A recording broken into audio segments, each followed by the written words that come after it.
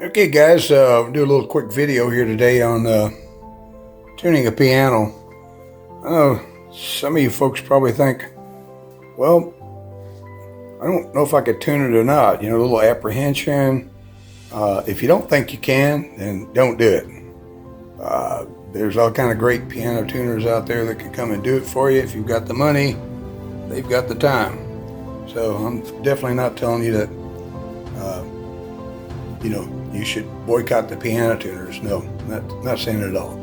But if you've got an old piano or even a new piano that needs a little tuning, don't be afraid of it. You can get this little tuner right here as we speak. You see it moving. It's a Chromatic piano tuner by, I think it's KALELOFT LLC. I think that's how I remember. Very easy, very simple to use. You need a few tools. You can get these on Amazon. Just type in piano tuning tools. Get you a nice socket wrench that fits the tuning lugs down here. Okay, and so it's very. I mean, it's just straight ahead. I mean, you can do it if you got a little patience and a good cup of coffee. Start off with a good cup of coffee right here. Excuse me while I get a little drink. Here I am in my army outfit staring at me, staring at myself. Okay, anyway, so this old piano, quick, oh, by the way, this is Acres Ozark Homestead here.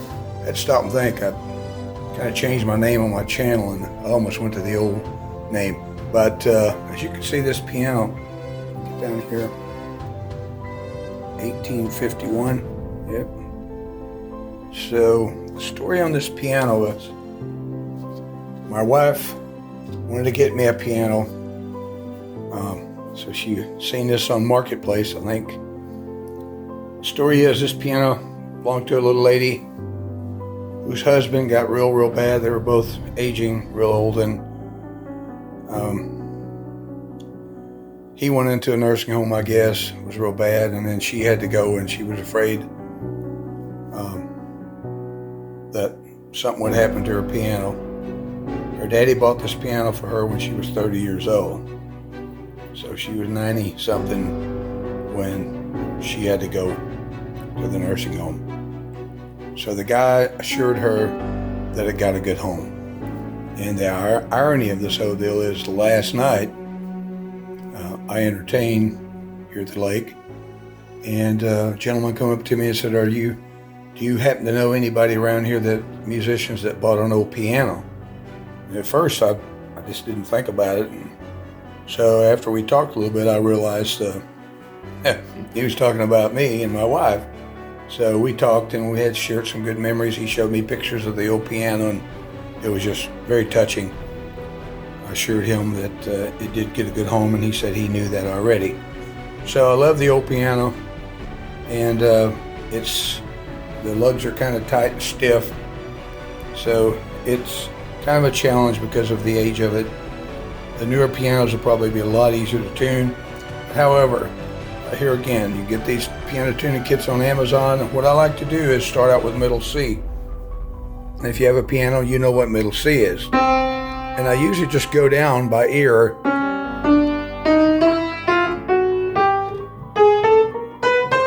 Now those are all, for the most part, okay. Now they're not perfect. I realize that.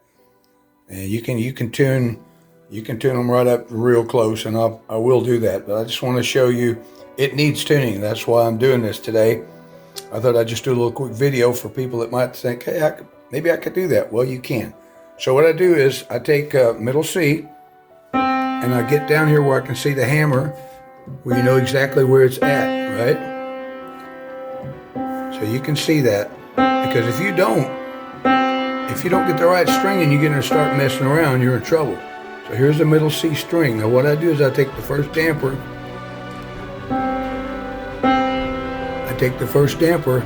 and I put it between the outside left two strings. So that only leaves this outside string for the C. All right, so that leaves that outside string. So I follow it back, and be sure you follow it back, because if you don't, it's really, really easy to jump and get the wrong tuning lug. So there it is. I'm on that outside one. So you go down here and you hit your middle C, and you look at your tuner. That's acceptable, see? Okay, so that's the first string. Now, what you have to do to get the middle string is you move this damper to the outside and the other one on the other outside. That exposes the middle string, okay? So we go back here and we hit it. And we look at our tuner. Okay, that's pretty good. So now we go back. Now we've got those. Now we move this damper to between the first and second string. That leaves that outside string exposed. Okay. All right. So you just repeat that and just go. What I normally do is I normally just go the middle C all the way down to this octave, and that one's definitely out. And then I go back and go this way. I tune that, and then I go all the way down here and go this one. And you can see those are really out. So, and I'll repeat that, then I'll go back to the other end and then back to this end until I get, excuse me, until I get down here. And I will tell you, these dual low end strings, they tune pretty easy. So it starts right there at this would be, I guess, the third C from the end. It's a double string, and it stays double strings all the way down to F sharp. And F sharp here is the last double string. And then F is a single string. So you don't have to worry about damping. And here, down here, you would do the same thing as we did up there. On a double string, let's just pick one. You'd want to get, you'd want to get the, as you can see, you got that muted, but the other one over here is not, okay?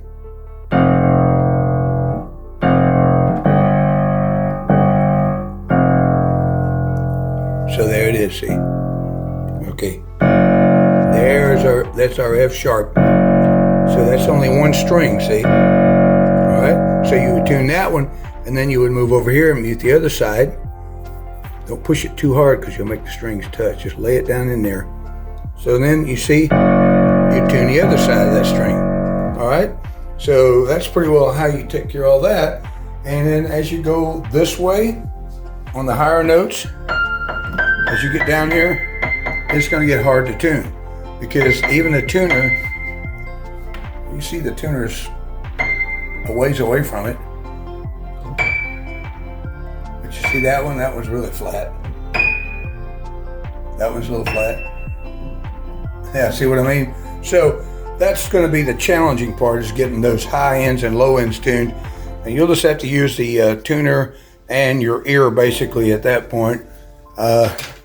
About the only way to get more precise than that is you'd have to have somebody with a high dollar, what we might call a strobe scope, because those things are pretty, they're precise. But here again, they'll go whackety woo too, because it's just hard to pick those frequencies up down there.